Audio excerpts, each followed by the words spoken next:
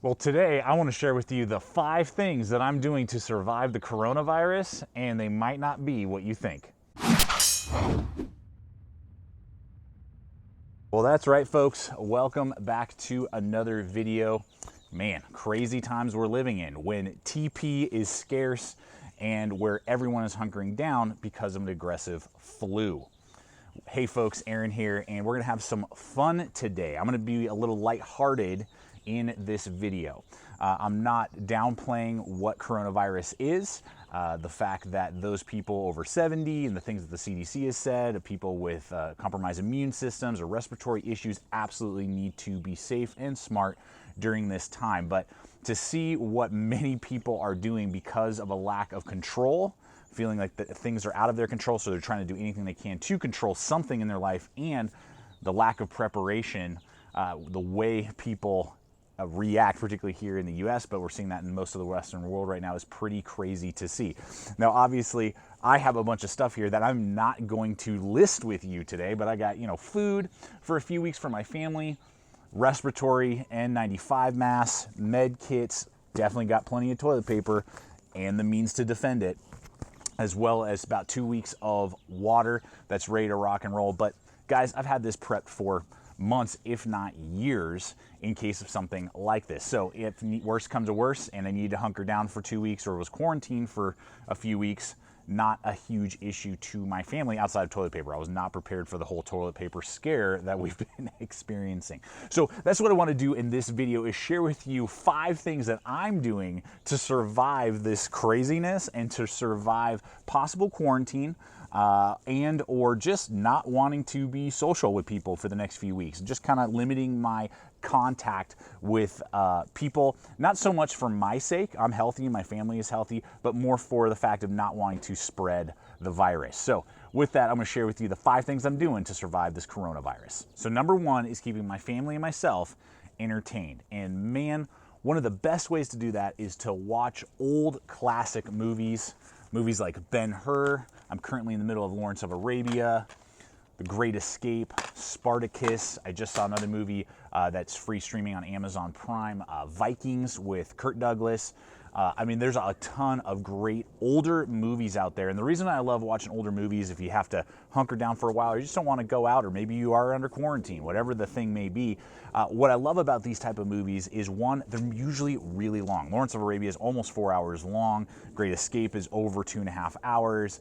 And Ben-Hur, I think, is pushing 3 hours. So they'll eat up a lot of time. And even though they're eating up a lot of time, extremely well acted and usually not as intense.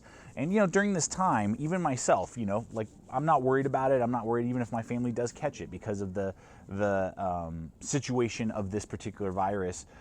Yeah, we'll be in quarantine for 2 weeks and won't go outside, and, but other than that, but there is just a underlying level, I think, of anxiety for people. And so many times these movies aren't super intense in the sense of pulling on anxiety and making you feel real anxious like modern movies tend to do more frequently. So old movies is an amazing way to entertain yourself, and you'll eat up more time because they're longer movies and won't maybe play on the nerves as much as some of the newer stuff. As well as, some of you may not know that I'm a huge dweeb and major nerd. Love Star Trek. I have all the original Star Trek movies and Star Trek Next Generation movies, so that's a total of 10 movies that I have access to right there. I'm sure I'll be watching over the next few weeks.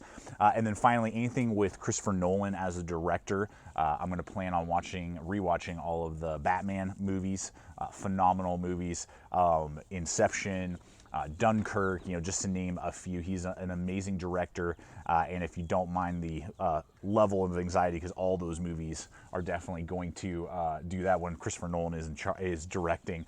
If you don't mind that, those are phenomenal films. Almost anything he touches is amazing, and I would ask all of us to consider, do you feel in charge right now with all this going on? So number 2 is coffee. Coffee is helping me survive this coronavirus outbreak. I love coffee.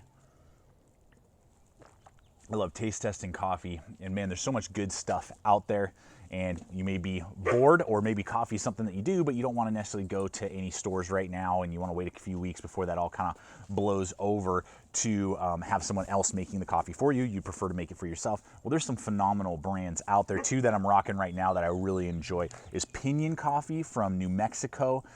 This stuff is amazing, 100% Arabic bean coffee, but it has a nice kind of sweeter, piney taste to it. Really like that a lot. And then a friend of mine, shout out to you, Sarah, thank you very much, hooked me up with this New England Original Cooper's Cask coffee. And this is single malt whiskey barreled aged coffee. This is from Sumatran Islands. It's a pretty penny. This is not going to be cheap, but it is a medium dark roast.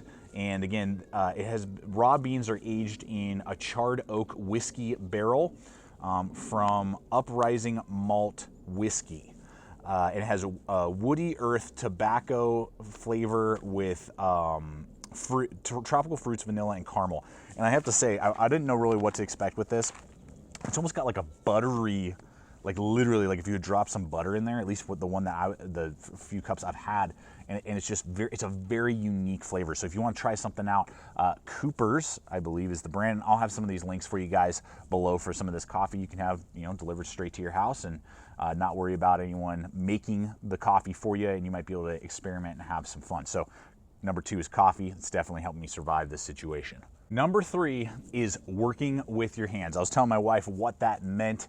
Particularly doing a hobby, working with your hands, building puzzles is a good time consumer, but it will also, work your brain. The carving and whittling that I've recently got into is a great time consumer. And you can order all that stuff, again, online if you don't want to go out, or you're not able to go out because of quarantine or something like that in this moment and in this time. I've recently got into whittling and making little wooden objects with carving kits and things like that. It's a blast. It's a lot of fun. It will take up hours of your time, but you're doing something. You're not just sitting in front of the TV for literally 12 hours binge watching Netflix and old movies, but you're able to actually grow and kind of hone your carving and outdoor skills and those type of things. But also, again, those, Lego, there's lots of adult Lego things now that are for like 14 and up, and they're really intricate and can take a lot of time. So maybe building something like that, building projects with your kids, things like that, I think is a great way to survive this, is working with your hands. But she also listed, how about your honeydew list? So I've got to hang some pictures today. So think about projects maybe around the house you've been putting off. This is a great time to do it. Number 4 is continuing to stay fit. For a while, you may not want to go to your local gym or workout center in your apartment complex. So what do? Obviously, get out, get some fresh air, run. Obviously, keep in mind, air contaminant, because I believe now they say that this is able to be passed through the air. So keep that in consideration. For me, I've got an elliptical machine that I've had for, I think, a year now. That's a great option, keeps me healthy, and I try to do that several times a week. Push-ups, sit-ups. Don't let the fact that either you are quarantined or just that you just want to cut down on your outside and going to the gym and stuff for a few weeks, don't let that stop you from continuing to stay fit and healthy, because there's tons of great options as well. Lots of YouTube videos and things for quick workout routines to keep the blood pumping. Do it with the family, maybe get the kids involved. Our kids love to do that, little jumping jacks and things like that. Works their energy when maybe they're a little more cooped up than normal, and it gets your mind working and focusing on other things, which is always a good thing. And number 5 is books, reading books. Now, you may not be a big reader, but sitting in front of the TV for literally hours and hours may not be the best way to spend a few weeks if you're trying to cut down on your outside time or just human interaction for a little while, and figuring out what can I do outside of just sitting in front of the TV.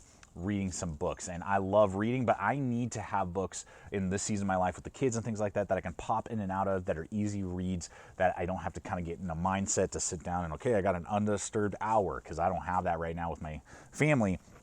So I'm just going to list a few for you, just give you some good ideas. And all of these, to my knowledge, you can download to e-readers as well.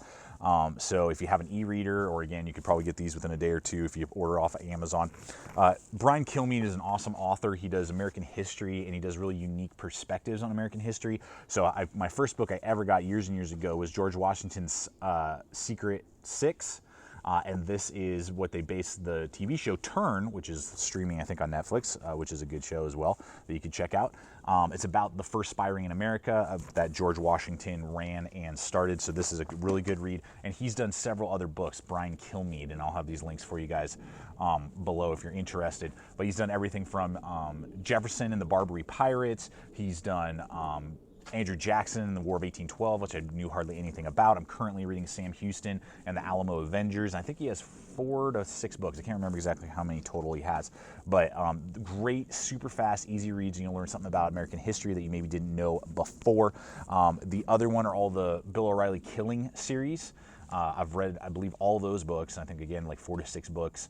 And those are all awesome, easy reads, jump in and out. I love history, and you can learn a lot about different things, new perspectives, which is kind of cool. And then another good one here, just for some food for thought, are all I have the complete series of Sherlock Holmes stories. So these are short stories, easy to pop in and out of.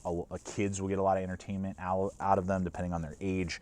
And I mean, you can see how thick that is. That could take you a good week or two, depending on how fast you read, to go through all of Sherlock Holmes' stories. So finally, it's going to give me more free time to read my Bible, my Bible, and just encourage myself, renew my mind, not get so stressed out and focused on other things, and just gives me a sense of peace. And I actually want to leave us with this chapter in Psalms. This is Psalm 23. This is David writing.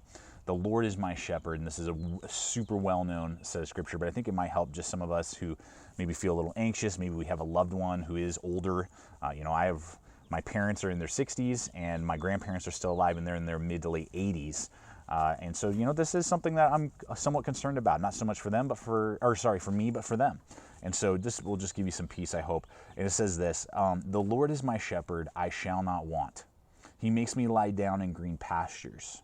He leads me by still waters. He restores my soul. He leads me in paths of righteousness for his name's sake. And even though I walk through the valley of the shadow of death, I will fear no evil, for you, Lord, are with me. Your rod and your staff, they comfort me. I'm going to pause right here for just a moment to encourage you. The rod and the staff, they comfort me. This is what's so cool, is that with a shepherd, and David, again, speaking from a shepherd's perspective, the rod and the staff are 2 tools that a shepherd uses. One is to defend and protect the sheep and fight off wild animals, wolves, that would be trying to attack. And then the other one with the hook, the shepherd's hook, is to guide and direct the sheep. So when David is saying that, he's saying, God, I know that you're going to protect and defend me. And God, I know that you guide and direct my life. And so that's just a super encouraging little thought right there. And you prepare a table for me in the presence of my enemies. You anoint my head with oil. My cup overflows. Surely goodness and mercy shall follow me all the days of my life. And I shall dwell in the house of the Lord forever. So guys, obviously, I'm not a doctor. I'm not somebody who, can give you a bunch of medical advice or tips or those type of things. I don't claim to. So be smart, listen to the CDC and wash your hands a lot. Stay away from people, if you, in large gatherings, if you feel concerned about that, just be smart. Don't be crazy. Don't be stupid, but be smart. And particularly if you're going to be around those, don't think so much if you're not concerned about your own physical health. Don't be so much concerned about yourself, but what if you're a carrier, what that could do, to others. You don't want to be spreading this to people who could actually be affected by it and have major medical complications. So, guys, I know this was lighthearted and kind of fun, but just know that everything's going to be okay. You guys will know if we're in serious trouble if I ever shave my beard, because the beard actually counteracts the ability for this mask to work properly. So always remember, stay equipped, stay prepared. I'll see you guys out there.